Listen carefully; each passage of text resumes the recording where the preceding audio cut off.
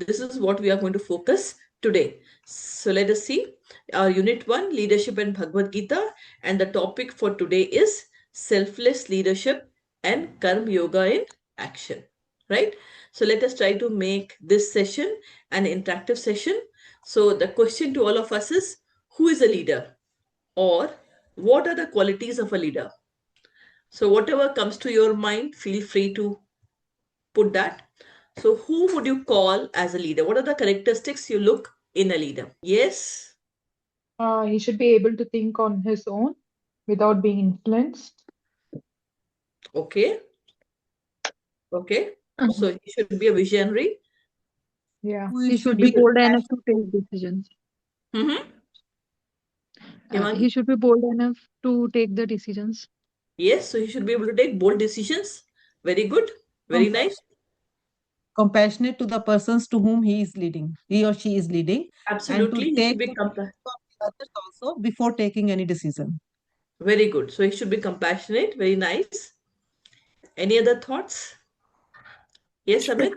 Should be able to motivate others to do the Yes. work. Absolutely. He should be able to inspire. He should Yeah. be able to motivate. Yes. He should be able to see the problem, visualize it, gauge the actions that he has to take, and lead the party to it, to complete it. Yeah. So basically, he should be visionary. So he should be able to assume, he should be able to see the problem which is going to come, and he should be able to also give a strategy for it, right? Right? What else? What are the other characteristics that we look in a leader?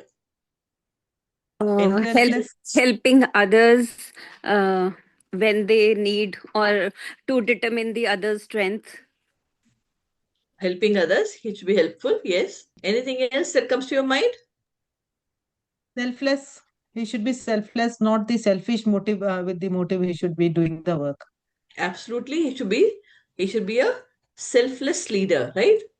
Selfless. Yes. Yes.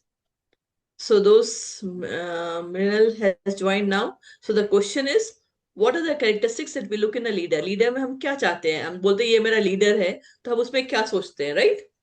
Any other points, or we move to the next slide? So the qualities of a great leader. So I think some of these qualities have already been spoken by one of a few of you. So first thing is, he should be inspire others, right? He should be able to motivate, inspire others. He should be able to take tough decision. He should be able to be a decision maker under tough situations. Normally, the higher you go in the hierarchy, the type of decisions you have to take are always tougher, right? He should be mentally equipoised. He should be calm in all the situations, right? So that is one of the qualities. He should be visionary, right? He should be able to foresee the problem, and he should be able to create the vision, and he should be able to strategize how to achieve that vision, right? He should walk the talk. Whatever he say, he should be he should be able to walk the talk. He should follow that. He should not just be preaching, but he should be also following whatever he is preaching, right? That is walk the talk. Very important, he should be selfless. Selfless. Not, okay. Work with integrity. He should be, integrity is, he should be basically, whatever he's saying, he is doing that, and he's honest. He is his value based, right? That is integrity. Should be humble, should be highly responsible, high on determination, empathetic, that is compassionate, unwavering faith in God, strong religious belief. So these are some of the qualities that we see in great leaders. Anyone wants to add something? So these are some of the qualities that we say when someone is a great leader. These are some of the qualities that we see. Then the question is, who is a selfless leader? When you say a selfless, what is the meaning of selfless? Not to think of him, mine. It should not be me and mine. Me, mine should not be there. Absolutely, yes. Yeah. So great leaders are actually selfless. When we talk about great leaders, we'll see some examples. A very, very important quality of a leader is that he or she should be selfless, right? And when we say selfless, we actually mean, if you look at the society around or people around, whenever we are doing something, the first thing that comes to our mind is, what is in it for me? Why should I do this? What is the gain that I'm going to get for me, right? Why should I do it? What is the advantage I'm going to get for me? And if someone has that behavior, that thought, then he or she cannot be a selfless leader. Yeah. To be a selfless leader, it has to be beyond me. Yeah. Let's talk about the day-to-day example. In India, we all are coming from a joint family, right? If you look at maybe the previous generation or the previous to previous generation, we all were in joint families and we slowly broke and became nuclear families, right? Why did that joint family concept survived? And it's also surviving in some family today, but in some family it is broken. What is the most important need for a joint family to survive? Again, selfless only. When they are selfless, then only they can survive. Because when it comes, it's mine goes away. Absolutely. So if you see a joint family still existing, then you should know that the people in that family are selfless. When does the family break? When when people start asking, "Mera kya hai? Mera kya hai? Why? What am I getting out of it?" So whenever there's a unity, whenever there are people together and they are moving very healthily together, then the first quality that you will see in that is a selfless attitude, right? It is only when the leaders of that family are selfless, they don't look at their advantage, but are selflessly ready to help others in the family, then what happens? The family actually remains united. As soon as we start talking about, why me? I earn so much. What about me? What about my kid? Immediately the break starts, right? Probably you would have seen in your family or your previous families or so that is a very, very important behavior for a leader, a selfless behavior, where you're not looking at what is it for me, but you are ready to give.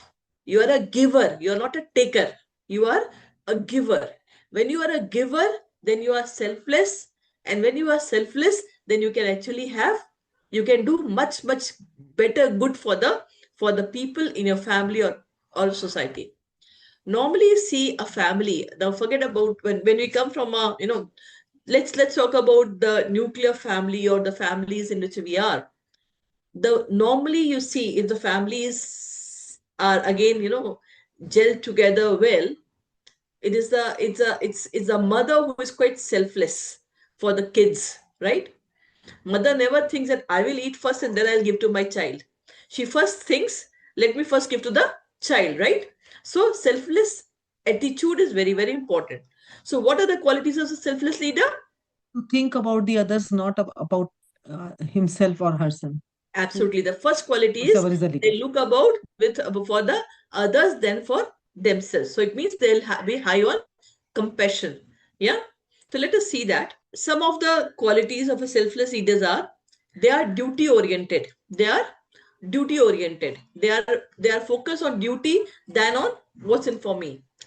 Equanimous, detached in action, leads by example, servant attitude, self-aware, ego-free, purpose-driven, courageous, spiritually rooted. So these are the qualities that we normally see in a selfless leader. Okay, we'll go in detail of each of this. That is what is our class for today. Yeah, few of this, not all of this. So let us go to the first one, which is a duty-oriented selfless leader. Yeah. So when you say a duty-oriented selfless leader, again, what is the behavior you see in a duty-oriented selfless leader? If it's duty-oriented, it means what? What behavior you will see in that person? He's responsible for his actions. He is responsible for action, right? But for him, what is the most important thing? Do He her Most works important is work without works selflessly and selfless. without thinking what I will get from this. yes. For What him, is it my should be right. what So is the my benefit? first, Keep on doing. absolutely. Anyone else? So let us see what Krishna talks about it. So duty-oriented, selfless leader. So what will be the behavior of such a leader? So let us look at that. Krishna says, कर्मण्ये वाधिकारस्ते मा फलेषु कदाचन मा कर्म फल हेतुर्भुर मा ते संगोस्त अकर्मणि. That person is a duty-oriented leader. So what it is? Speak after me. कर्मण्ये वाधिकारस्ते कर्मण्येवाधिकारस्ते मा फलेषु कदाचन मा फलेषु कदाचन मा कर्म फल हेतुर्भु मा Ma fal hetur भू मा ते संगोस्त अकर्मणि. mate Mate sangush. अकर्मणि. Right? So let us go through this shlok in detail. Karmanye, if you break this word, it is karmanye, karmanya eva adhikaraste. Karmanya means work. Karmanya means karm. Eva means he. Adhikar. What is the meaning of adhikar? That is the right. So what is the adhikar? What is the right we have? Is to do karm. Karma eva karmanye eva adhikaraste. It means what is the adhikar that we have? What is the right we have? It's only to work. Ma in Sanskrit means not, never. Never, ma faleshu kadachana. Do not look for the fal. Do not look for the result of the work that we have done. Ma karma fal heturbhu. Karma fal is the result of the karma fal, right? Result of the work that has been done.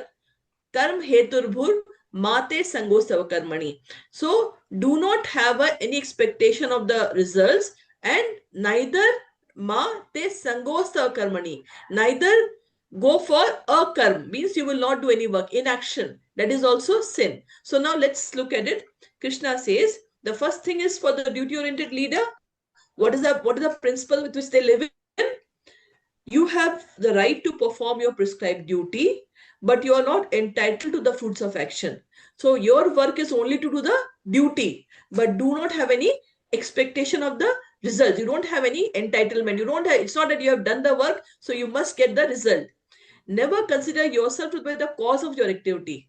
Do not think that the result that has come or is going to come is because of you. Because, as we have learned in the last class, there are 5 factors which actually influence the results of whatever we do, and never be attached to not doing your duty. And never be attached to not doing your duty means you have to do your duty. Never think that, okay, if I'm not going to enjoy the fruits, then why should I work? The question is that why Krishna told this to Arjun? Anyone? Why did Krishna give this gyan to Arjun? Karmanye adhikaraste ma phaleshu kadachana ma karm phal heturbhu. Yes, anyone? Yeah, I because think, he was not ready to fight. Huh? He was not ready to fight. Yes, he was not ready to do his karm, right? What was his karm? His karm was to fight. But why was he not ready to do the work? Because he thought it sinful, and he was also attached to the enemy party. Right. So what had happened? He was actually got he never wanted to fight after looking at the people on the Kaurava side, because they all were his relatives or friends, and he realized that as soon as he's going to fight, he's going to kill all of them. And if they kill all of them, then what is the use? And then what is happening? He was getting attached to his family. So basically he was in a ethical dilemma, that how can I kill my family? They are my family members, they are my friends. And what was his duty? His duty as a Kshatriya was to fight. Kshatriya was to fight for dharma. But what he was doing, he was getting attached to family and towards adharma, right? That is so what Krishna told to him, that your duty is to fight. So do your karma, but do not look for the results, right? So why is he not entitled to the, why he should not look for that? Because Krishna has explained that in the 18th chapter, Krishna has said, Adhishtanam tatha karta karnam cha prithik vidam vividhascha prithik cheshta devam chayavatra panchamam. He says that any action that we do, anything that we do, it depends upon 5 factors. And what are these 5 factors of action? First is the performer, the person who is doing the action. Then is the place of action, where like the fighting, the field where the fight is going to happen, the senses, the endeavor, the effort that is being made. Anything that we are doing, it is not only the result is not only because the effort of that is come from me, it is also because the effort of maybe a lot of people who would have helped us, a lot of dependencies that we had. And then finally it is the super soul. Nothing can happen, not even a blade of glass can move, grass can move without approval of the super soul, supreme. So whatever happens, the final results is because of the approval of super soul. It is not because of our result. It is because of our karma that would have done from the previous janma or multiple years, right? So that is why it is not just because of the results, are not only because of the effort we are putting in this janam, right? So that's what he says. Then why never be attached to not doing duty? Why Krishna says mate sangostava karmani? Akarmani is not doing the duty. Why does Krishna say so? Because when you are not doing your duty, then basically in the 14th chapter Krishna has explained, that is then you are in the mode of ignorance. If you're not doing your duty, if you're going to inaction, what is the use of doing duty? I should not enjoy my results. Then you're not doing your duty properly. Then it means you are actually doing alasya, and you are in ignorance, and then it will actually result into sin. It will actually result into pap. So we have to do our duty but not attached. And that is how the duty oriented leaders are. They do their duty without detachment, with detachment, and without thinking what is in it for us. That's the selfless leader who is duty oriented. Now let us see the story of King Shibi. Have you heard about King Shibi? Okay, so this story is from Vishnu Puran, and also this story comes in Mahabharata.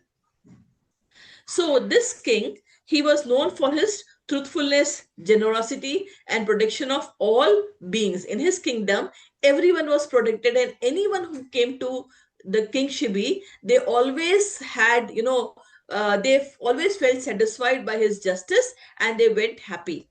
Now, the devtas, they wanted to test King Shibi.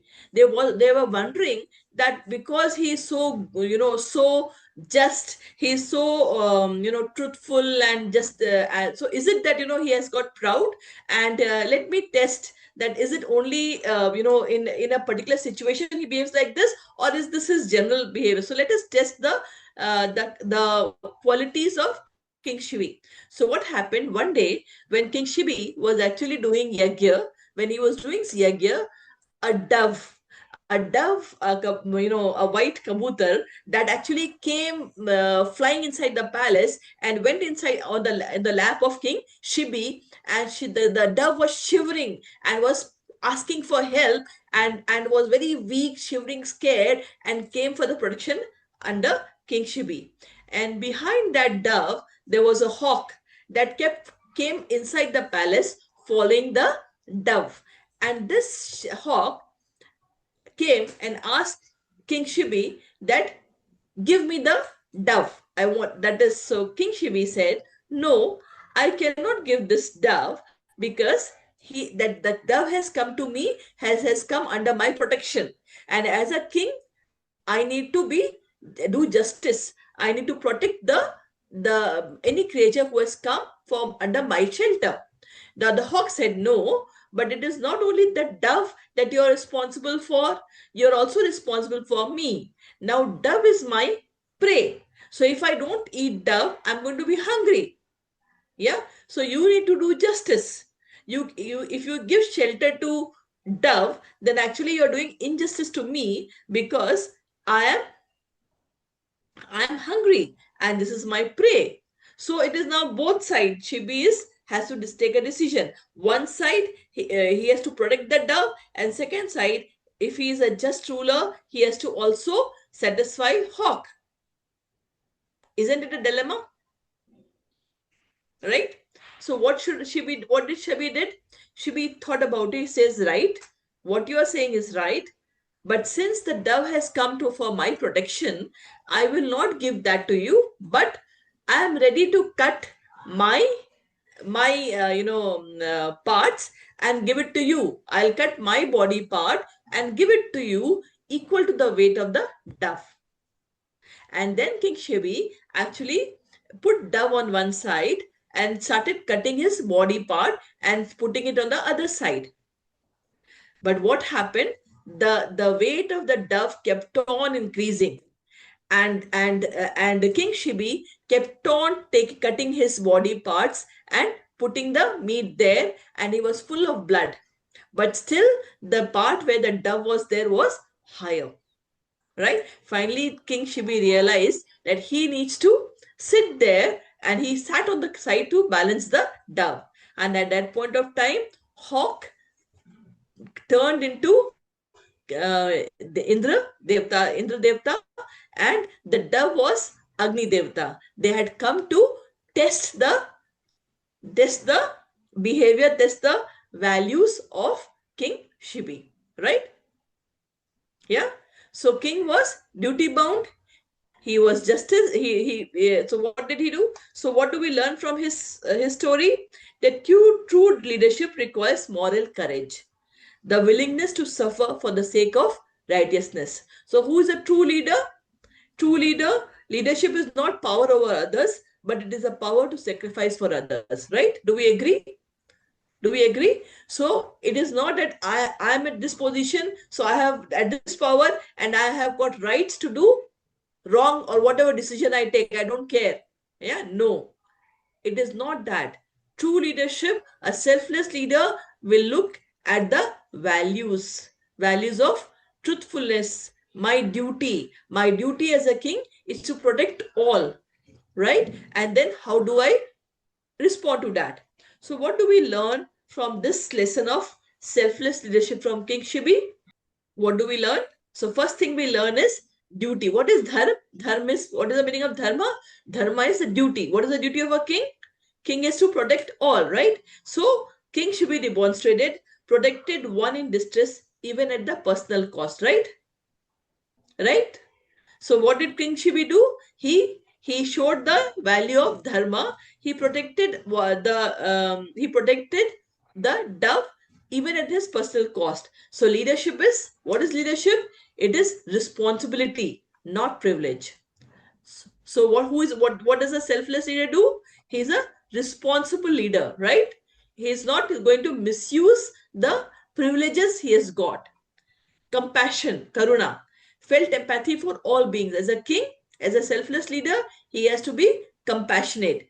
Empathy is strength, not weakness. When you're compassionate, many people misuse you. I think someone had asked me this question in the last semester, that when you become compassionate, what happens? People start taking you for granted. Always remember, we cannot leave our values because of others. We need to be what we are, and we should not change our value to follow others. Yeah, because compassion, empathy is a very, very high value. Forgiving is a very, very high value. And always remember, those who forgive are much, much stronger than the person who is taking advantage of you. And always remember, there's a karma cycle for which the karma account is being written, right?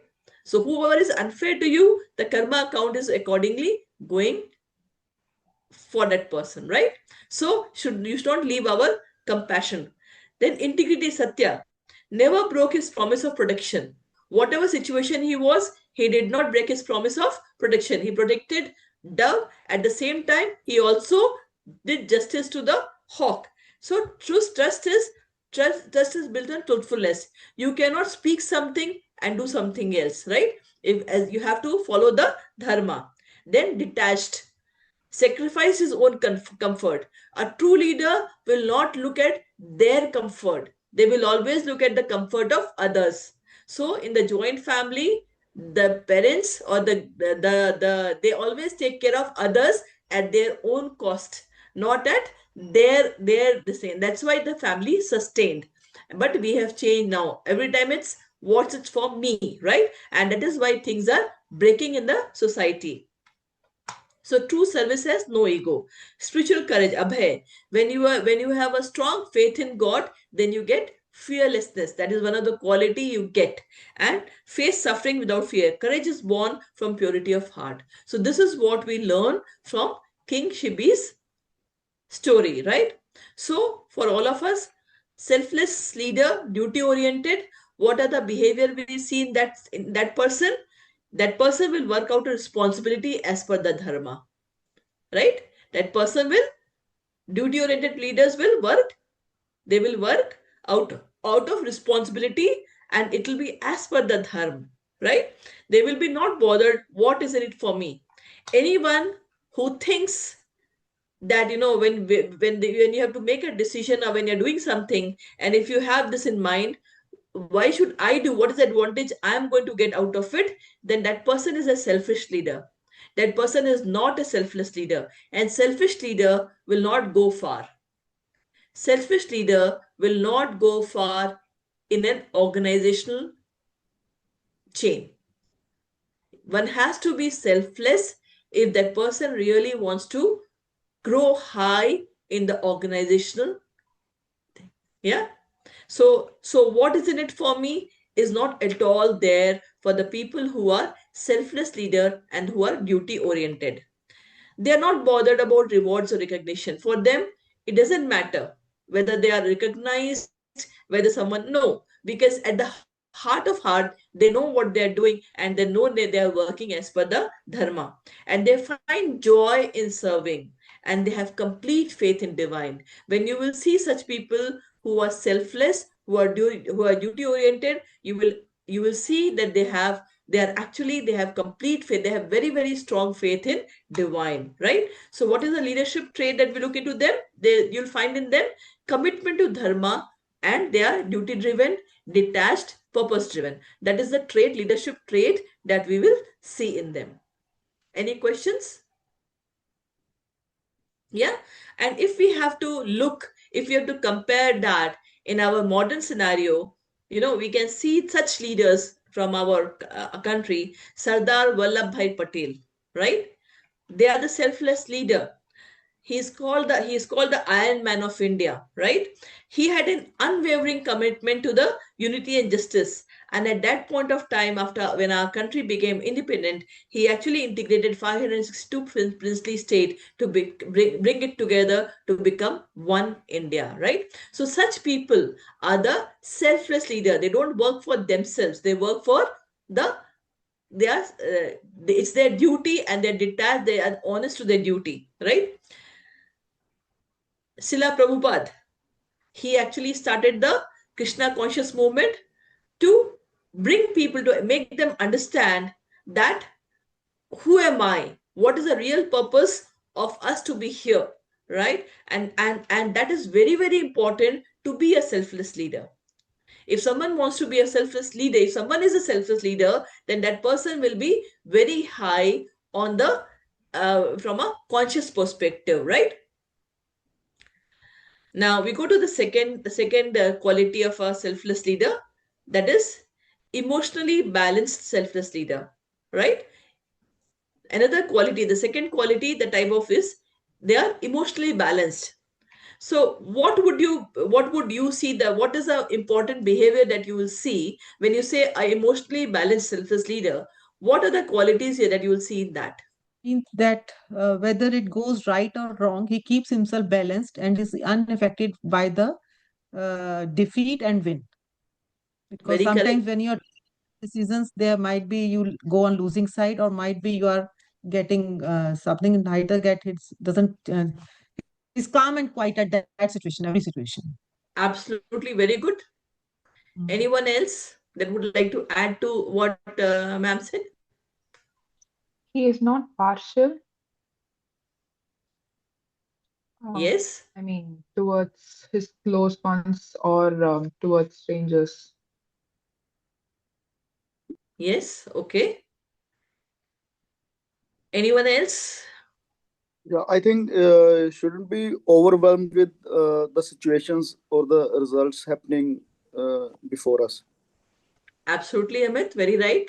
Prabhu, right? Very correct. So let us look at what Krishna talks about the emotionally balanced leader. Let's look at that. So Krishna says, Sukh dukhe same kritva. Please repeat after me. Sukh dukhe same kritva. सुख दुःखे समे कृत्वा Labha labho jaya jayo. Labha Labha Tato yudhaya yujjasva. ततो युद्धाय युज्यस्व Nevam papam avapsisi. Naive Nevam papam पापमवाप्स्यसि. avapsasi. So in the second chapter, 38th slok, Krishna tells Arjun, Sukh dukhe same kritva. Sukh means happiness, dukh means distress. Same means equal, kritva. So maintain equanimity in your happiness and distress. Labho means whether it is gain or it is loss. Jaya jayo. Jaya is victory or ajay is defeat. What do you have to do? You have to be some. So you have to be some means you have to be mentally equipoised. Tato yuddhai. And after doing that, how you have to do? You have to be balanced. And then tato means that then what you have to do? Yuddhai. Then you do yudh. Then you fight. You just were. And they say evam papam avapsasi. Papam is sin. Pap is sin. Avapsasi means you will get sin. Then you will not get sin if you can be mentally equipoised and fight. Now, the question is, let's read the English translation by Srila Prabhupada. Do thou fight for the sake of fighting. It means you fight as a duty. For the sake of fighting means do this fight because it is your duty without considering happiness or distress. You should not consider happiness, distress, loss, gain, victory, or defeat. And by so doing, you shall never incur sin. You will not get sin. Yeah. The question next is why this slok to Arjun? Why Krishna says this slok to Arjun? Because Arjun is compassionate, that if he will fight, that his family will die, he is going to lose his family and society will break. So what will he gain, even if gain the kingdom without the family? So Right, due to that reason, right. But sir, there's something more to that. Arjun specifically said that if we kill our family members, he's trying to convince Krishna not to fight, and he gives a justification saying that, oh Krishna, the side of Kauravas, they are mandbuddhi. They don't understand. They don't have the right level of knowledge. And because they don't have the right level of knowledge, they are ready to fight. But we are not so. We are mature. Because, when the kid is doing a mistake, you forgive them because they are not mature. So Duryodhan and everyone's there on the Kaurava side, they are stood there and they're ready to fight. But we understand, we means all of us Pandavas, you and me understand the impact of the war in which we are going to enter. Because if we start this war, everyone is going to die. So why should we are mature, we need to forgive them because they don't understand, they will not get anything, but because we understand, and if we fight, then we will get pap, this is what justification, one of the justification that Arjun has put forward to Krishna, that why he should not fight, why we should not fight, because if we are going to get sins, we are going to get sin, because we are mature, we know this is wrong and fighting is going to kill everyone, so we should not fight. So that is why Krishna tells to Arjun, says sukh dukhe same kritva labha labho jaya jayo tato yuddhaya just. That's why you now have to be mentally equipoised. You have to do your duty. What is your duty? Your duty is to protect dharma. Your duty is to protect dharma. And when you're protecting your dharma, you have to, and before that, this is the second chapter, slok number 38. And before that, Krishna has already given the knowledge about soul. The second chapter, the first thing Krishna explains to Arjun is about soul. talking about that we are not this body, we are soul. That is the first knowledge he gives to Arjun. And then he says, when we are soul, we are not this body, then you have to bodily fight. You have to keep yourself. What he explains about soul is, which is a part of Krishna, and it is just watching things. It is not getting attached, because if you get attached to the body, then only you're going to get pap. If the soul starts identifying itself with the body, then only the bondage will come, right? But when the soul is keeping body separate, and soul is just saying, okay, this is an action being performed, but I am not attached to this function, this action, then I will not get pap. And that's why Krishna spoke this verse to Arjun, right? Then in this slok, Krishna explains Arjun to, because he has already explained the knowledge of soul, he is telling Arjun, now, we talked about the three levels, the body, mind, and soul. So we are at three levels, right? Body, mind, and soul. So when Krishna has explained to Arjun that we are soul, then he is saying that he's talking about the three levels. He's saying, look at Jaya Ajay. Now, victory and defeat is at what level? Bodily level, right? I externally I am getting defeated, or I'm I'm winning a war, and accordingly we'll get the labh and loss and gain is also at a bodily level, and sukh and dukh is at a mental level. Sukh and dukh is at a mental level. If I win, I feel happy. Happy is at a mind level, and winning is at a body level. Are you with me?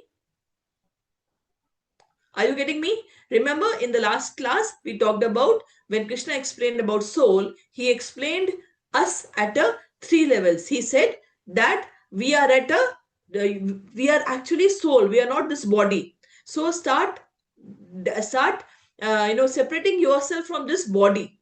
Body is just like a dress we are wearing. Today we have worn this dress, but once this dress will become old, I will throw this dress and move into another body. Soul moves from one body to another and acquires a new dress.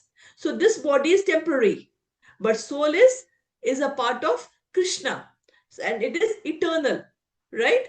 So this is just a body.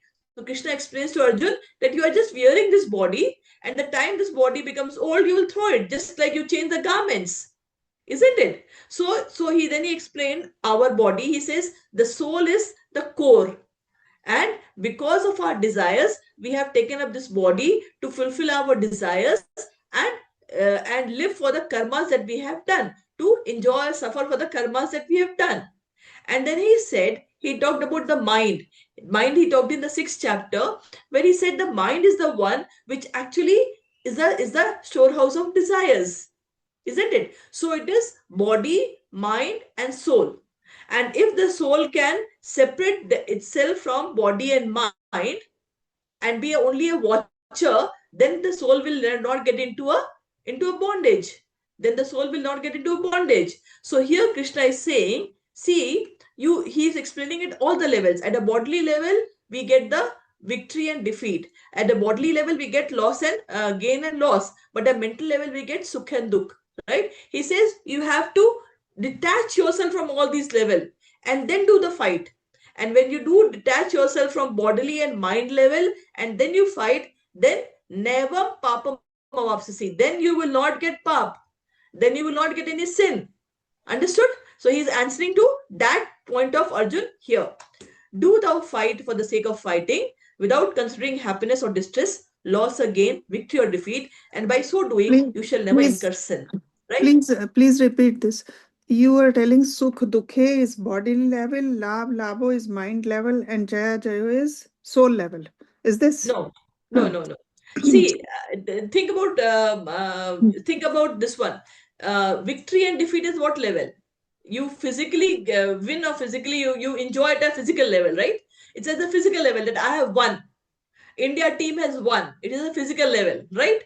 And when you win something, you either you enjoy something, you get some benefit out of it, which is love. So winning and losing and what do you call it? Victory and defeat are at a bodily level. So right? Jaya Jayo is at bodily level. Jay is victory. Jay is victory and Ajay is defeat. That is at Ah, a bodily level. And if we are victorious, then we get some benefit, which is labh. So that is again at a bodily level. But if we are victorious, we get sukh, which is at a mental level. And if we get defeated, then we face dukh, which is again at a mental level. So Krishna is telling Arjun that if you can detach yourself from body and mind level, and then if you work, then if you do fight, then you are not going to incur sin. Then papa right, mavapsis, you will not get sin. Understood? Clear? right. Clear? So now we Yes. move to the next one. Let us take a story. So now we know why Krishna spoke this to Arjun. Now we will take the story of King Harishchandra. Do you all remember? I'm sure all of us would have read the story in our childhood. Yes. Story of King Harishchandra. So now let us see this story and learn the leadership lesson from this story, right? So King Harishchandra was famous for his truthfulness, his um, compassion and justice, and commitment to dharma. That was this is what he was famous for it. He was the king of Ayodhya. He was the king of Ayodhya. And and his name and fame was spread so much that even the devtas in the heaven, they used to take oath in the name of Raja Harishchandra, that he is so great.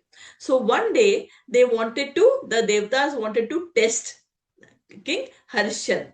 And what they did was they sent sage Vishwamitra.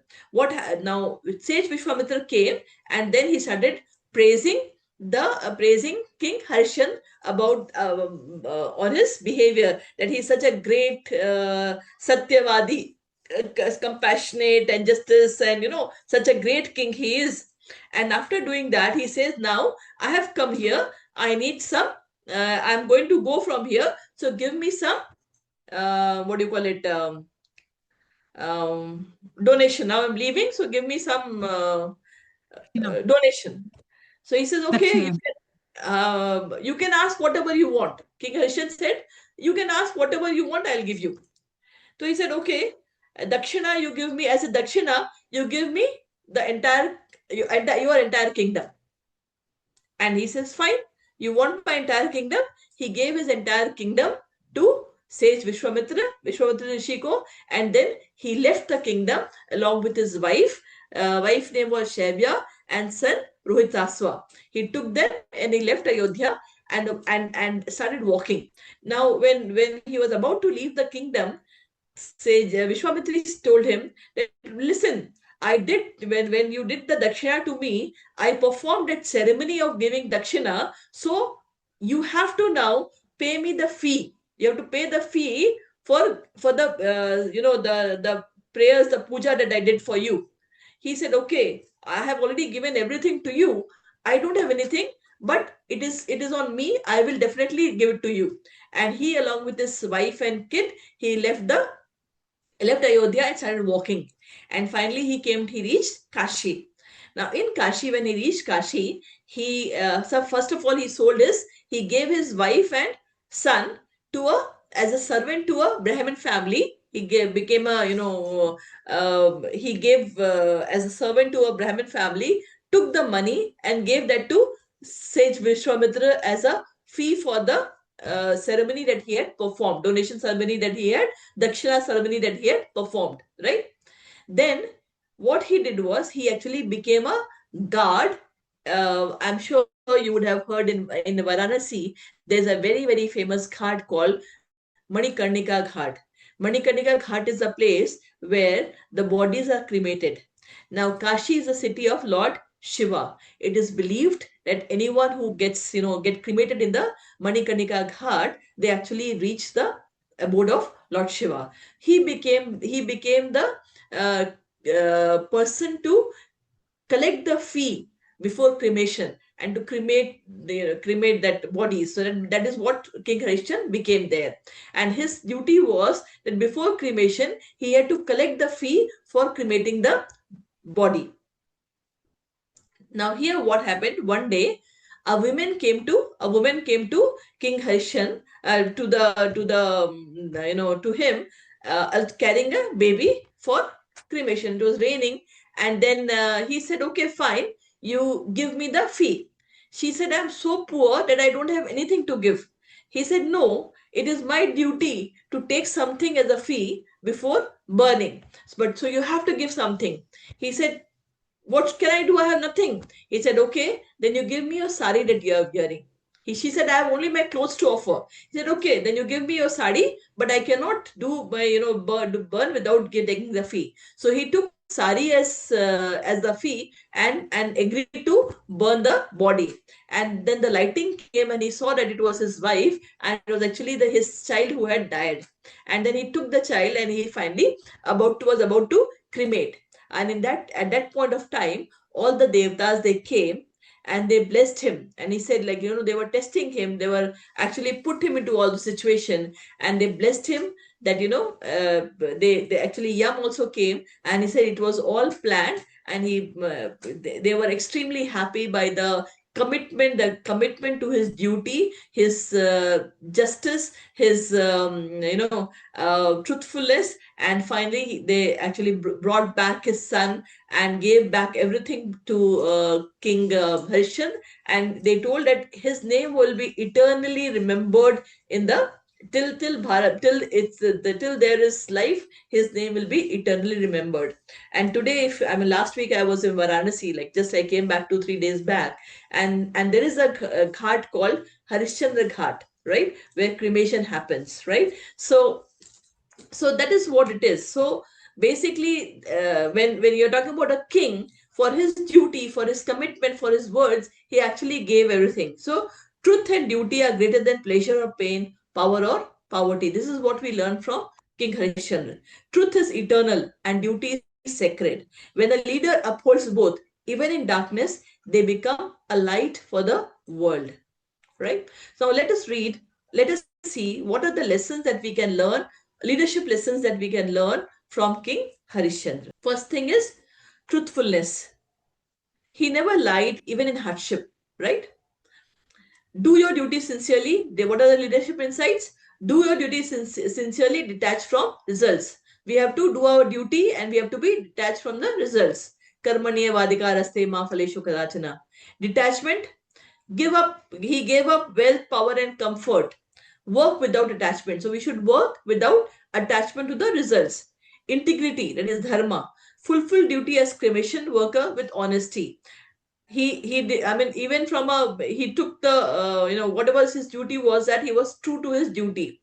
And faith, he trusted the divine justice till the end. And finally, what happened, he offers all the actions to the supreme, right? So when someone works like that, what happens, the divine, the when you stand like that, when you're a leader like that, what happens, the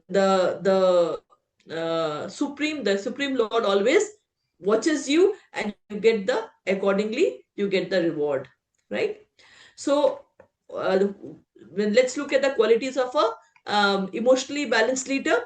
So sukh dukhe samay kritva. So we saw how King Harishchandra was calm in both, in sukh and dukh. All things that happened to him, sukh dukhe samay kritva, labha labha jaya jaya. In all cases, he was calm. So what are the qualities of a emotionally balanced spiritual leader? Again, not bothered about what is in it for me. They are not bothered about what is in it for me. So they are true to their duty, and they are totally selfless. Balanced, not bothered about name and fame. Samatattva in loss and gain, praise or blame, and they have complete faith in divine, right? So what is the leadership trait? It is emotional maturity and clarity. That is the leadership trait that we see. Any questions? Right, so we covered two qualities of a selfless leader, that is duty oriented and detached and equanimous. And if you look at our in a modern time, you can see Lal Bahadur Shastri, our Prime Minister of India. What did he do? At that point of time, our country was really suffering, and what he did, he gave the slogan Jai Jawan Jai Kisan. And at tough time, he called he asked all the Indians to eat one time, because we had shortage of grains in our country. And I remember till late, at least at our parents' level, many people just ate once so that the grains can be saved. So that was the power of Lal Bahadur Shastri. Then we have Dr. G. Venkataswamy. If people have heard about Arvind Eye Hospital, Sukh Dukhe Samay Kritva. He is this doctor.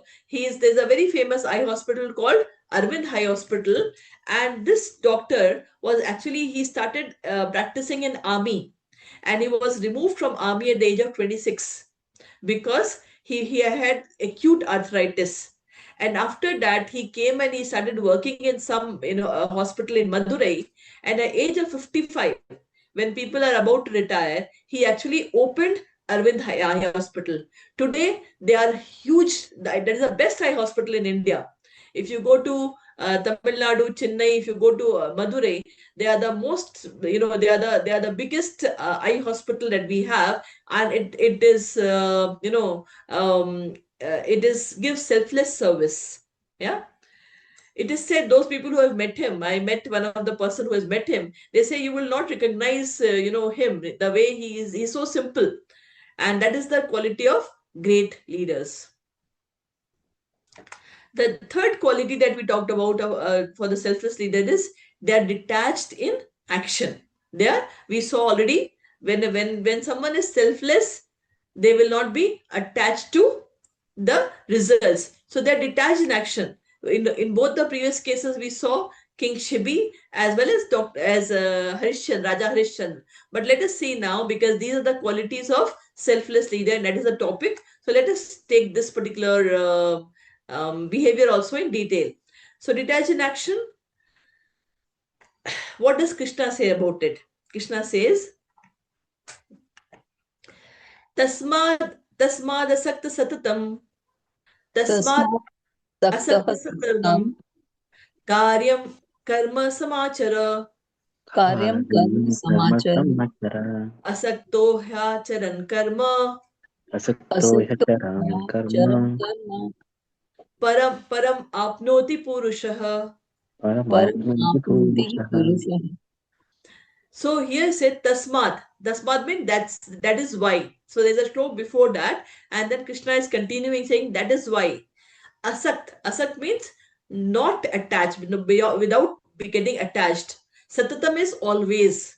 Satatam is always. Karya. Karya means do your whatever is your prescribed duty, what is your karya karma, whatever is your karma samachara. We have to always do our prescribed duty without attachment, without tasmat asakt, but without attachment.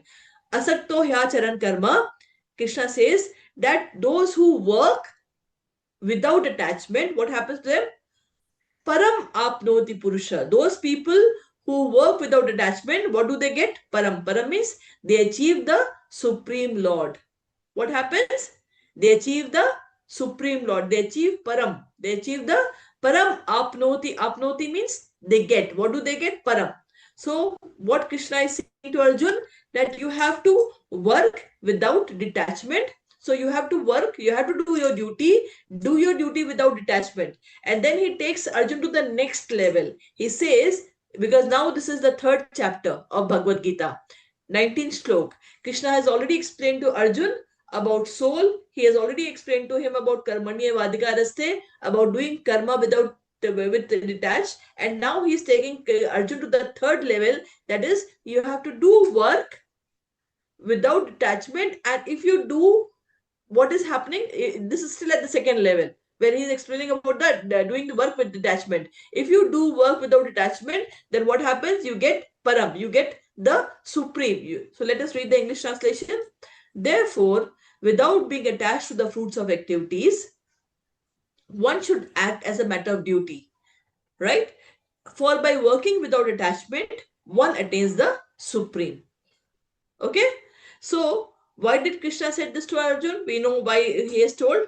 What would one achieve? So what is one going to achieve if we work with detachment?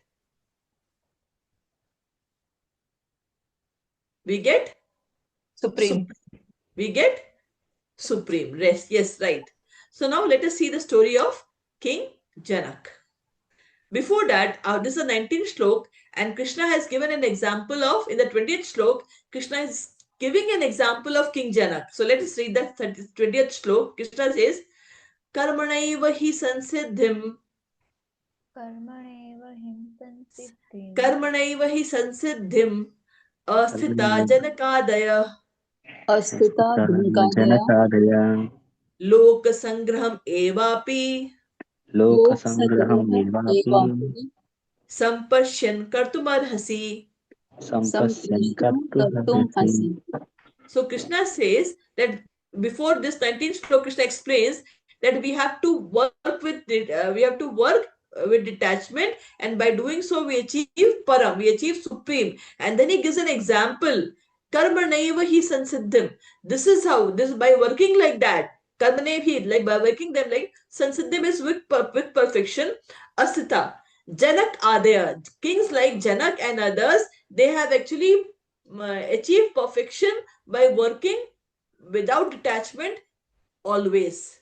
And then he says, Lok Sangraham Evapi, some Lok Sangraham Evapi. And don't worry, the Lok Sangrah means working for general people, Evapi, Sampashya. When you do like this, when you're doing a duty like that, Sampashya, when people see you working like that, they will do what you will do. Kartum Arhasi. So let us read the translation. Kings such as Janak attained perfection solely by performance of prescribed duties. Right? Therefore, just for the sake of educating the people, whatever the elders will do, the youngers will follow. You have to walk the talk. Right? So, just like the king like Janak and others, those who were Raj Rishi, they did their duty without detachment, with detachment, and because of, and what happens, that is how they educated the people in general, that how they should do the work. Okay, understood? So now let us go and take the example of King Janak. So everyone knows who was King Janak? He was the king of Mithila and father of Sita, right? And he was the father-in-law of Ram. So you can imagine the king, the level of that king. So what had happened is, King Janak, he was actually very disciplined, and he was a Dhamik ruler. What had happened with him? One day he was sleeping, and in his dream he saw that he has become a beggar, and he's starving, and he's crying. He saw that he is a beggar in his dream, and he saw that he is starving and he's crying, suffering, and he's suffering. He immediately got up, and when he got up, he saw that he was sleeping in his royal bed. He was sleeping in his royal bed in luxury. And that night after that, he could not sleep. He could not sleep. He got up and he called his the sages. He called the sages, and he wanted them to help him understand the dream. Why did he dream that he is a beggar who is suffering and starving, and when he got up, he is seeing that he is the king. He wants to understand what is real, whether he as a beggar starving and suffering was real, or he as a king Janak is real, or is this also temporary.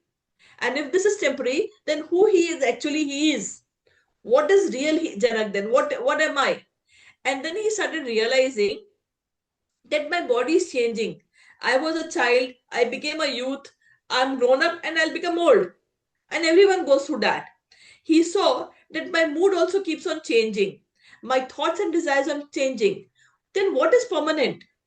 So he was struggling with this question. And then what happened? He actually one of the sage called Sage Ashtavakra, he came, and there's a Upanishad, Brihadaranyaka Upanishad. You can actually read there where all these things are explained in detail. So Sage Ashtavakra, he came to his kingdom, his palace, and when he came, Ashtavakra means Asht means eight, and Vakra means D-shaped from eight side. He was actually D-shaped from eight side. That's why his name was King Sage Ashtavakra. When he came, everyone in the palace started laughing, looking at him.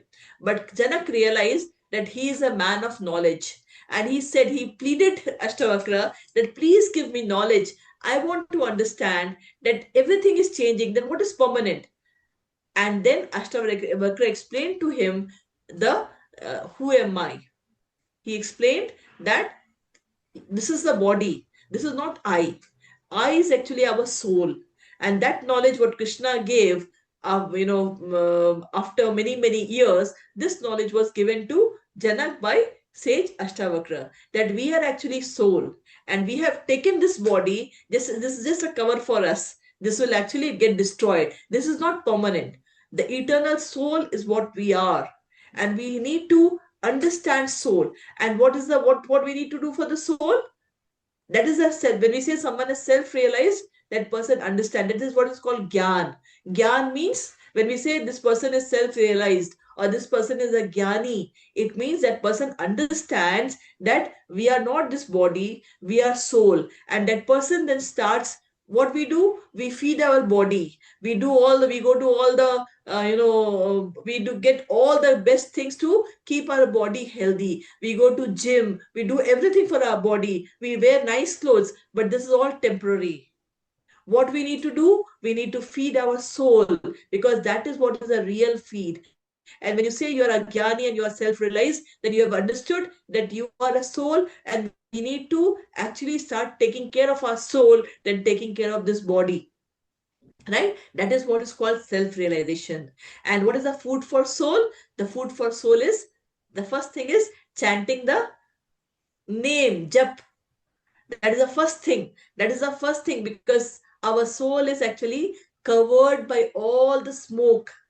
And to remove those smoke, it can only get removed by hearing, by chanting, by hearing the Krishna Katha, by hearing our scriptures. The more we hear about scriptures, the more we hear about the more we chant, we are actually purifying our soul. And the more we purified we become, what happens? The more we will become, we will be free, we'll be moved to the mode of goodness.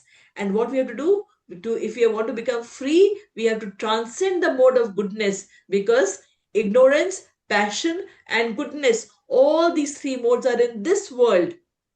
And to transcend these three modes is only when we reach the spiritual world. Yeah. And for that, the key is chanting the Hare Krishna Mahamantra, chanting the jap. The more jap we do, the more hearing we do, the more scriptures we learn, we know. So this is what Janak realized. Ashtavakra gave this knowledge to Janak. Janak realized, and then he says, "O king, if you wish to know the self, renounce the notion and the body." So the self is pure consciousness, the witness of all thoughts and actions. You are the awareness itself. So Janak understood that the body is only acting, the mind is only feeling, and the intellect is deciding, but the soul is the one which is witnessing all these things, right? So yes, Mataji, anything, Aruna? Sorry. Yeah. So those self-realized, Janak did not renounce. Now, the beauty of Janak, why Krishna gave an example of Janak. Normally, what people do when they become self-realized, they run to forest. But Krishna says, no. What you need to do? You need to work here in this world. You have to know your duty. You cannot run away from your duty. You have this body and you have bodily relations. You have to maintain, you have to do the duty for that relations. We are someone's wife. We are someone's what do you call it, mother. We are someone's daughter. We are someone, we have a duty. You have to look at 360-degree, and you have to fulfill your duty. If you're not fulfilling your duty, then you are running away. And Krishna explains, tells in Bhagavad Gita that those who runs away, they are nothing but a pretender. Krishna calls them a pretender. He said, don't become a pretender. You have to know, and knowing that who you are, you have to work for yourself, but at the same time you have to do your duty, whatever duty you have for all your roles that you play in the society. You are a part of society. You have to play for society. You have to give back to society, right? So all we have to do, and that's what Krishna says, and that's why he gives the example of Janak. Although he was self-realized, but he led the people, because those, when you are a leader, people are watching you, and those who are less than you, they are watching you, and they will follow what you are doing. Your kids are watching you, your society is watching you. So it's very, very important that we live in that way, so that we are the role model for the society, right? And Janak was that, and that is why Krishna took the name of Janak, and kings like him. So what we have to do, he did not give up, he did not ran away to the forest, but he actually ruled the world in a total detached way. And then what happened? Ashtavakra, to test the knowledge of Janak, what did he do? Ashtavakra, actually, when he was sitting with Janak, he created fire. The palace was on fire, and then the people inside the palace, they started running, calling out that, oh, the palace is on fire, and people started running. But Janak sat there meditating, and Ashtavakra asked him that, why are you not running away? He said, no, everyone, he's a king, there are people who will go and take care of the fire. He says it's all temporary. And that then Ashtavakra said, okay, you have arrived, right? So what do we learn from King Janak? So very, very important. If you are a selfless leader, you are self-aware, you know who you are. So that is what was demonstrated by Janak.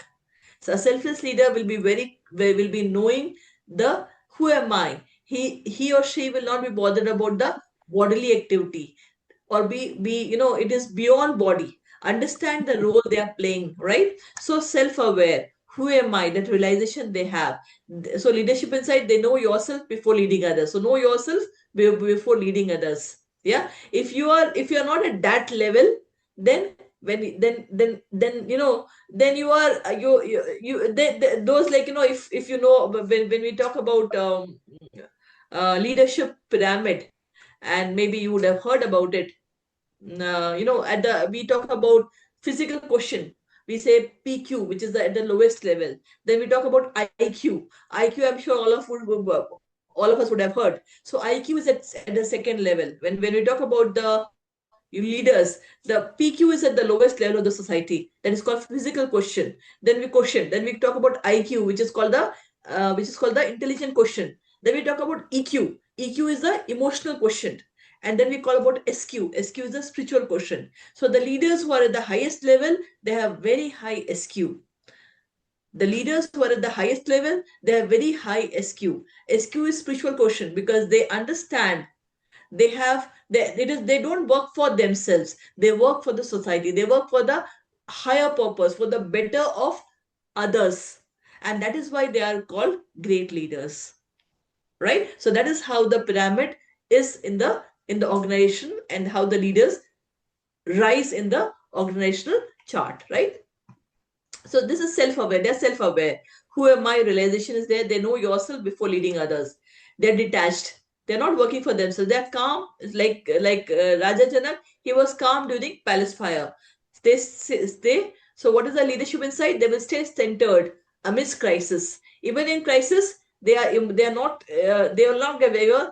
They know what it is, what and how they can handle. They're very strong and they can handle it, because they're detached.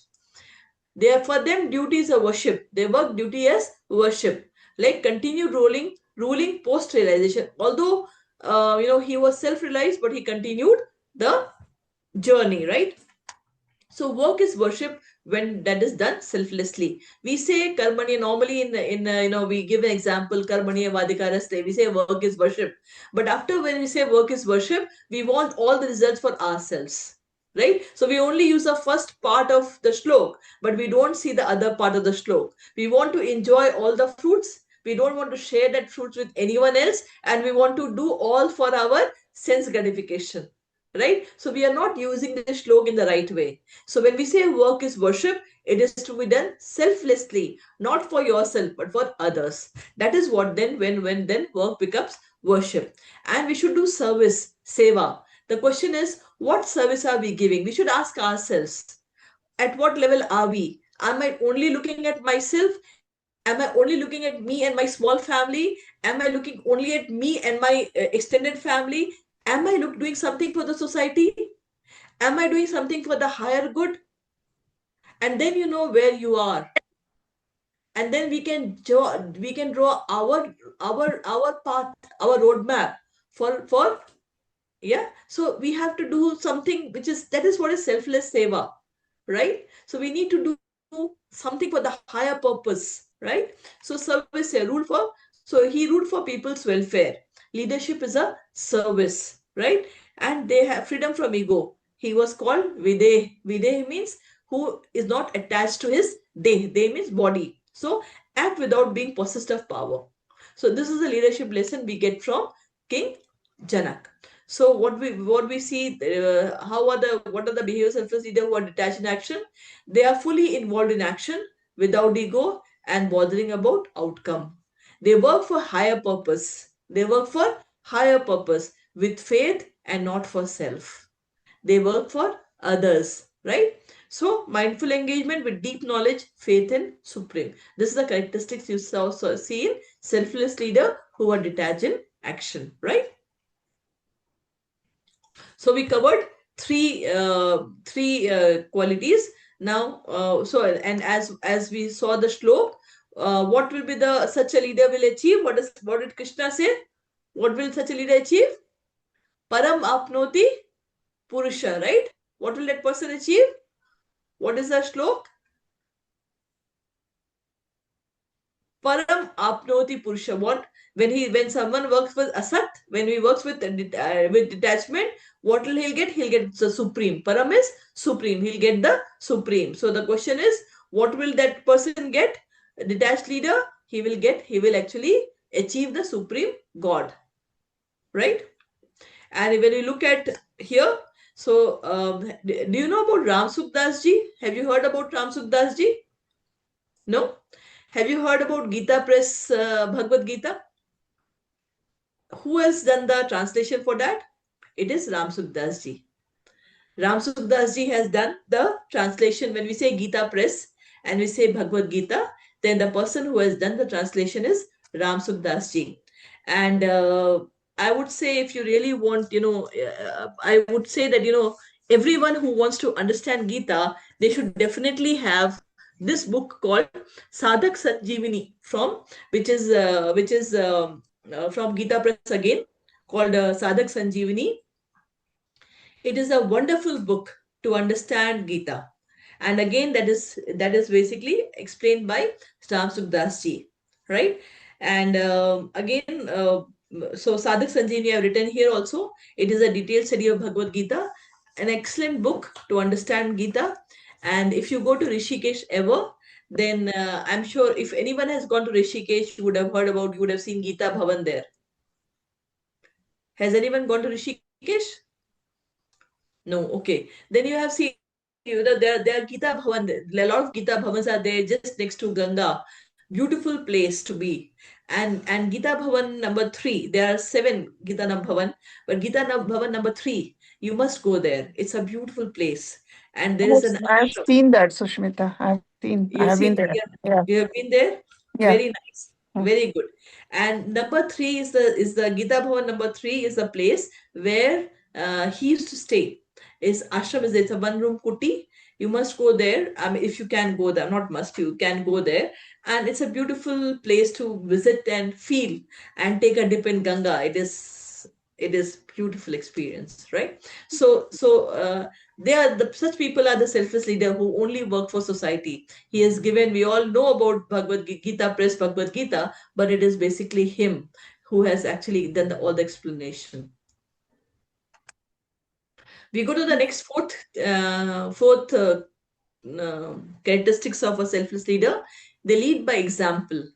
And lead by example, we have talked about King Shibi, we have talked about Harishchandra, Raja Harishchandra, we have talked about Raja Janak. Let's continue. Leads by example. They all have led by example, but let's look at some more kings. Selfless leader. What would a behavior of a leader who leads by example?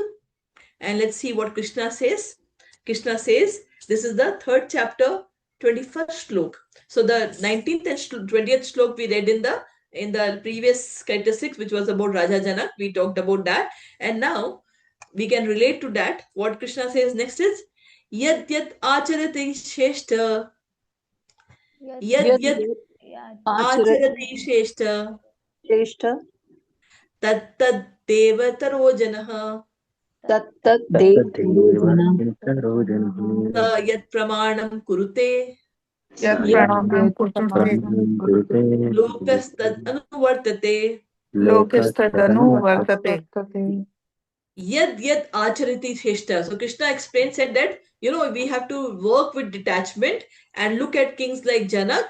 They followed that path, and they, they did good for the general, because all people looked at him. And then Krishna explains the next slok. He says, yad acharati shrestha. Shrestha means the leaders. Whatever acharan they will do, right? If a leader is corrupt, if a parent is corrupt, father is corrupt, the you can't expect the kids to be honest. They will follow that. If the father or parents are smoking or whatever they're doing, the kids are going to do that, right? So whatever the elders are doing, or whatever the leaders are doing, that is what the society will follow. So yad acharati, whatever acharan will be to be done by the leaders, that Devata, then that is what will be followed by Jana. The normal people will follow that. Sa yat pramanam kurute. So what you have to do, whatever standards is set by exemplary, lokas tat anuvartate. Lok means all the people will follow that. So whatever action a great man performs, common men follow. And whatever standards he set by exemplary acts, all the world pursues, right? That is, we say in the leadership language, we say walk the talk. Whatever you have to lead by example, whatever you will do, that is what others will follow, right? So let us see it here. An example, and this is about Ram. This is about Lord Ram. I have taken all our examples from our Quran. Our scriptures is so rich. If we want to talk about leadership, we can just go to our scriptures, and we have our scriptures are full of great leaders, and we can learn and follow that, right? So let us look at Raja Ram. So all of us know what happened. This is a very common story, but I would still like to, narrate it in short here. So we know what happened. It was Raja Dashrath. When he looked it on in a mirror, he realized that his beard is becoming gray, and his sons have grown up. So it said, it is time for me to give the kingdom to Ram. And then he called the sage Vashisht and said that, I'm thinking of now declaring Ram as the king. So as a Yuvraj, and King Vashisht and Sage Vashisht said, yes, that is the very good thing to do. But then now today evening, he is now in the evening, when he is actually informed, next day the coronation is going to happen, where king is going to become Ram is going to be declared as the crown prince. He's going to be declared as the crown prince next day. That evening, what happened? Kaikeyi called Dashrath and reminded him of his two boons that Dashrath had given to Kaikeyi. What was, and she said, I want my two boons. What were the two boons? One was that Bharat will become the king and Ram should be sent to exile for 14 years. Now imagine, Ram and Sita, they are now getting ready, they are fasting so that tomorrow morning they'll be coronated. And now in the evening, in the night, he's being called by Kaikeyi and he's being told that you have to go to forest, right? But what happened? Now Janak started pleading. Janak started pleading, saying, no, Ram, don't do that, because if you do go away, then what will happen? I will die. I cannot live without you. It is I who have given the boon. So I am telling you that don't obey, don't respect this boon. Put me in jail. You are going to be the king. Put me in jail. I am fine to go in the jail. But don't listen to me. Don't obey. You stay back. Yeah. And what did Ram do? Ram says, no, this is not right. If you have given a boon, if you have given a promise to Kaikeyi, Mata Kaikeyi, I am going to honor that, because that is dharma. So next day he's going to become the king. Instead of becoming the king, he is going to exile. Where Janak himself is pleading to Dashrath himself is pleading Ram that, okay, you disobey me. I put me in jail. Whatever you want, you do, but don't go away. But Ram decided that no. Dharma, what is dharma? Dharma is to keep your promise that you have given. If Mata Kekeyi has asked that boon from you, and then you have to give that. What is said? What is the parampara of this famous quote that we have? Raghukul Niti Sada Chali Ai, Pran Jaye Par Vachan Na Jaye. That is what the Niti, right? So we have to Ragukul keep Reet. It is Raghukul Reet. Riti Reet. Sada Chali Ai, Pran Yeah. Jaye Par Vachan Na Vachan Jaye, na right? jaye. So that is what he said. That no, I will go. Yeah, and that is what is he showed how you have to keep the promise, how we have to keep the dharma, right? So lead by example. So what we learned from Raja Ram, and then he along with Sita and Lakshman, they went, right? So what is the value that Ram showed? Integrity. He accepted exile. That is ethical leadership. If you have given a commitment, think if you have to follow your dharma, right? Empathy. Although Keke gave him the exile for 14 years, but he never had ill feeling for Keke. He also explained to Bharat that no, she's your mother, forgive her. He forgave her. He was extremely polite to Keke and respected her, continued to respect her as a mother. So that was his emotional intelligence. That is called EQ. Equanimity. He was calm in crisis. When Lakshman was getting angry, everyone was crying, but he was calm in crisis. So it is resilience. That is a very, very important strength for a leader. What happens when the more you grow in the organization, you are faced with a lot of challenges, and the decisions that you have to take are also very, very difficult. It is basically between two rights, both are right, and then whichever is more right, you have to take that. And what happens many times, you also get into its phase where because of challenge you have to really change things. So what happens, it's very, very important, we should be able to have inner strength to recover, adapt and grow in face of challenges. And the faster someone can do that, and that person only when you are what do you call it, you have a clear realization about who you are, why things are happening, about karma, it becomes very easy for you to get back to recover from your challenges that we have been faced, emotional challenges that we face in our life, right? And service. He ruled for people's welfare. Leadership is service. Leadership is not power, but it is power is the power should be used for service of others, right? This is what we learn from Ram did for lead by example, right? So what such a leader do? We always walk the talk. Whatever you say, follow that. Don't preach without. Don't preach if you're not following it. Live by the value you preach, and they are high in integrity. So leadership trait is authenticity and credibility, right? Then we go to the next, and when we see in the modern day, we can say Abdul Kalam, right? Abdul Kalam, uh, great leader. Then we see Swami Vivekanand. Yeah, so they are the great leaders, Indian leaders that we have. Yeah, who led by examples, right? Then the next behavior is servant attitude. Servant is seva bhav.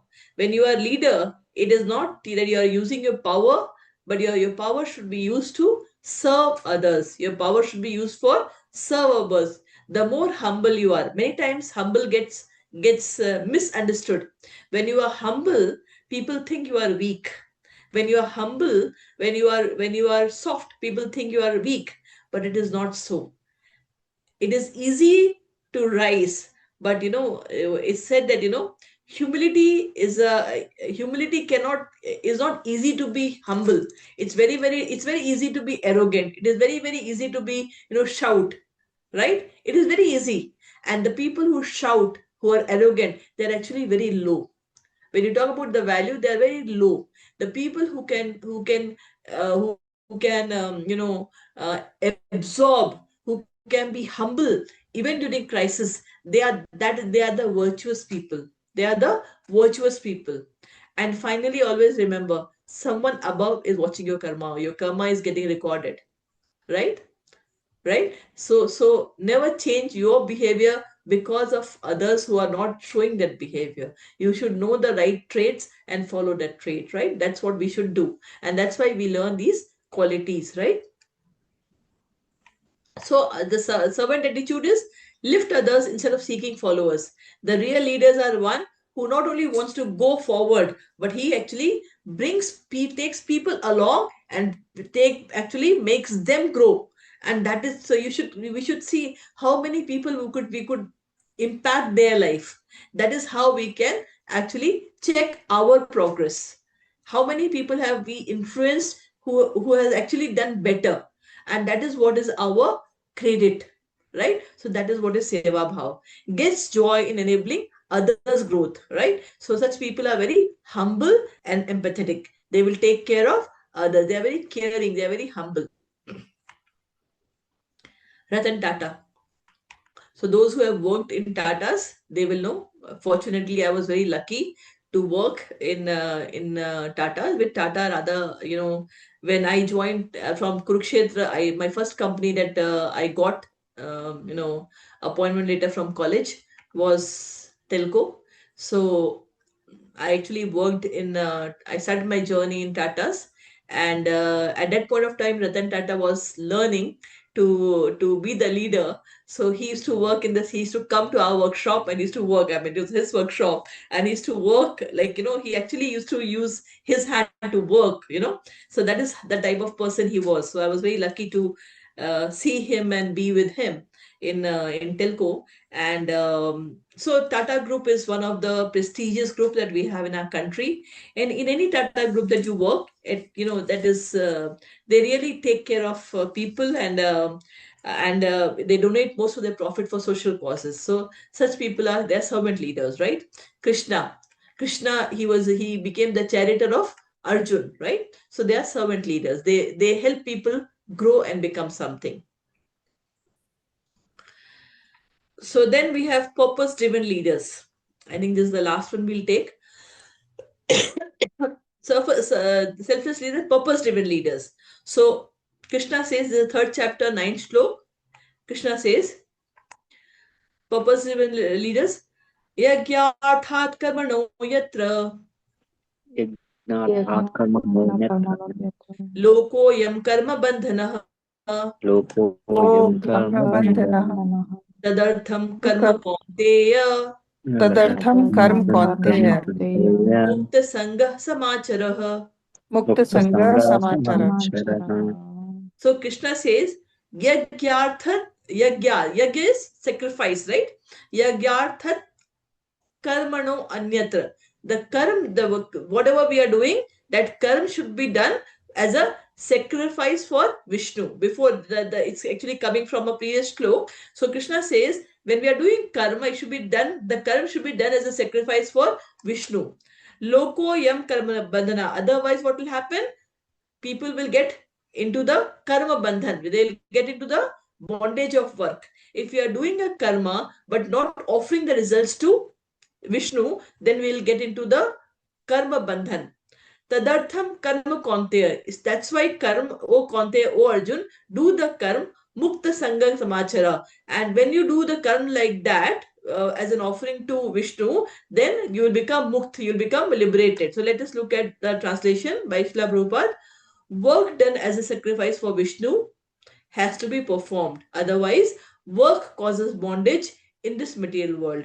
Therefore, O son of Kunti, perform your prescribed duties for his satisfaction. And in that way, you will always remain free from bondage. So, Krishna in Bhagavad Gita, that probably I'll take in the next class, has explained karma at 3 levels. And karma yogi, when we talk about karma, and very nicely he has taken Arjun from one level to another level. And here karma, Krishna explains that when you're doing the work, you have to, when you offer the output of your work to Vishnu, what happens? That then you are not going to get into bondage.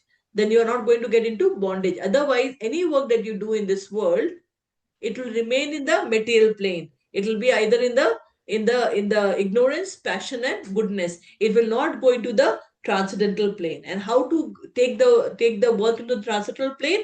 Only when you do your work and the result you offer to Vishnu. That is what is the way to move it to the transcendental plane. And when you are working at that plane, what happens? Then you are mukt. Then actually you are moving towards liberation. Because if we are bound, whenever we do good deeds, we get positive points. When we do bad deeds, we get negative points. Our positive and negative karma accounts keeps on growing. And when these keeps on growing, we have to take birth again to to suffer or to enjoy that karma.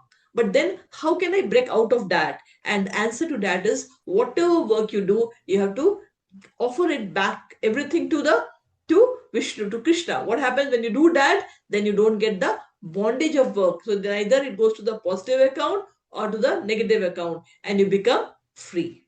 Yeah. So this is what is a very, very important shlok that Krishna has explained, that how you can come out of the karma bandhan. How can you come out of the karma bandhan? This is what he explained.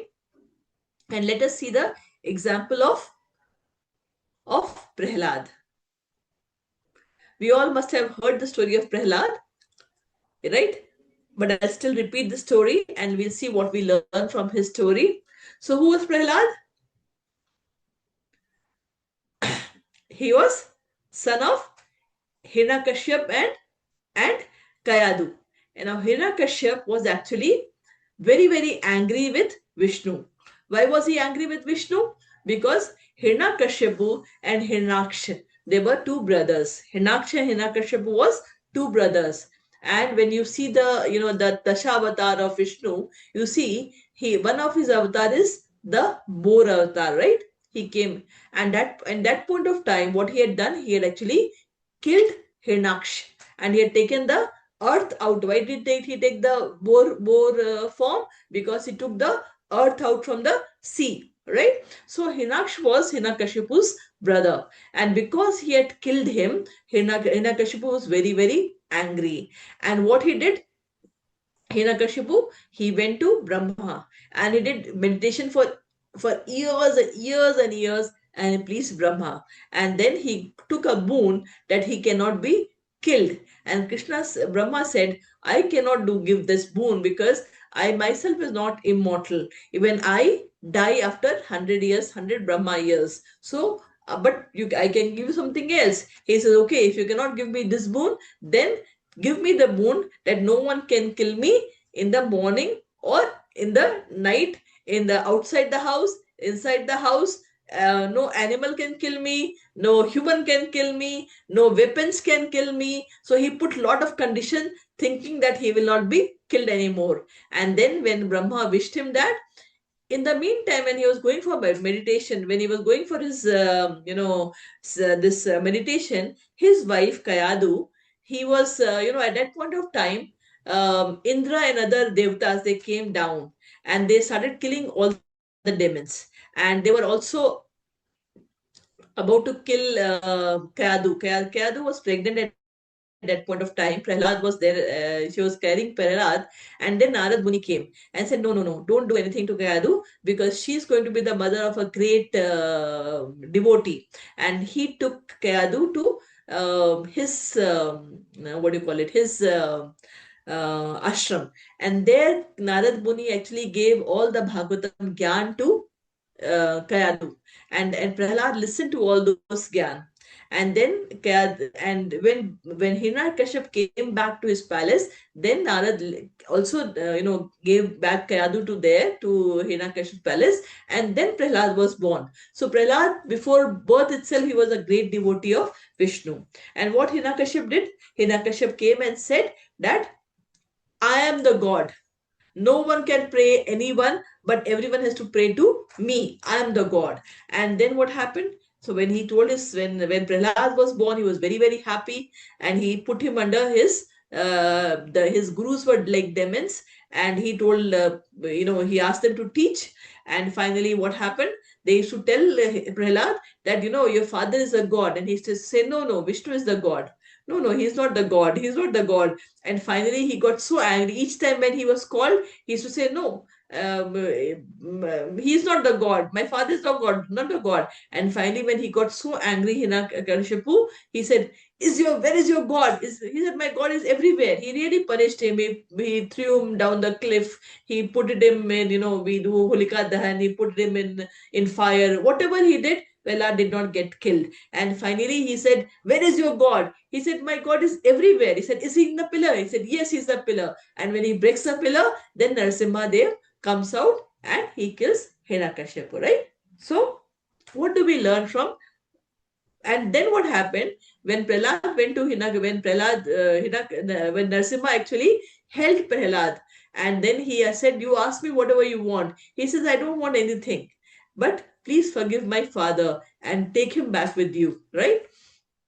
So let us see the lessons, leadership lessons that we can learn from the story. So it is Prahlad had a faith, right? Devotion amid persecution. So what is the leadership insight?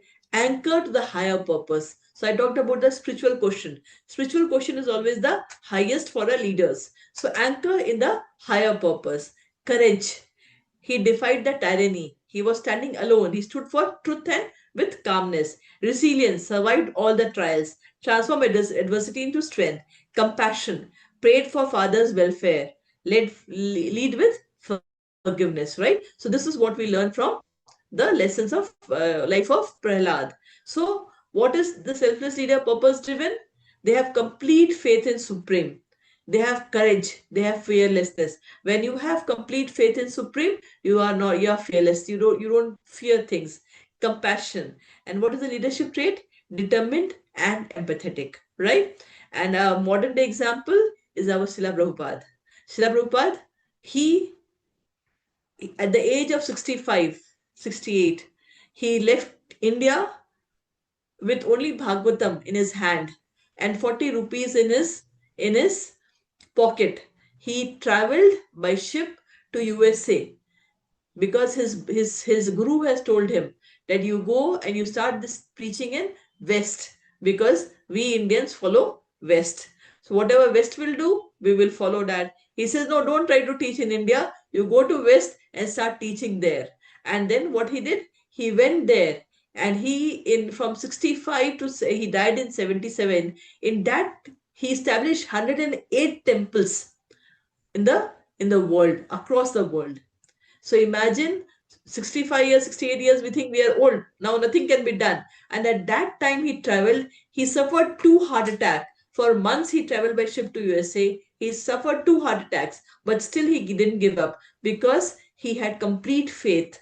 He knew that this, he had Bhagavatam has, and he has Krishna with him, and he will be able to spread this knowledge.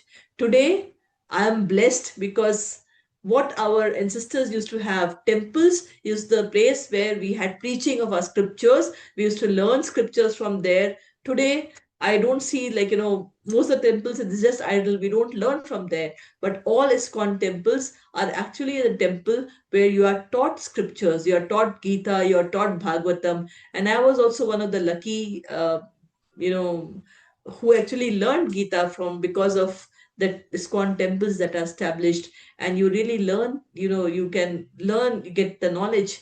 And so I'm really thankful to him. He spread Krishna consciousness, and now, although he is not there, but it is his team who is still teaching and trying to revive and help people to understand Gita, right? Gita, Bhagavatam, and more other of our scriptures. So with this, I will end today's class. Thank you. Hare Krishna. Thank you. Thank you, ma'am. Have a Hare nice day. Krishna. Bye. Thank you.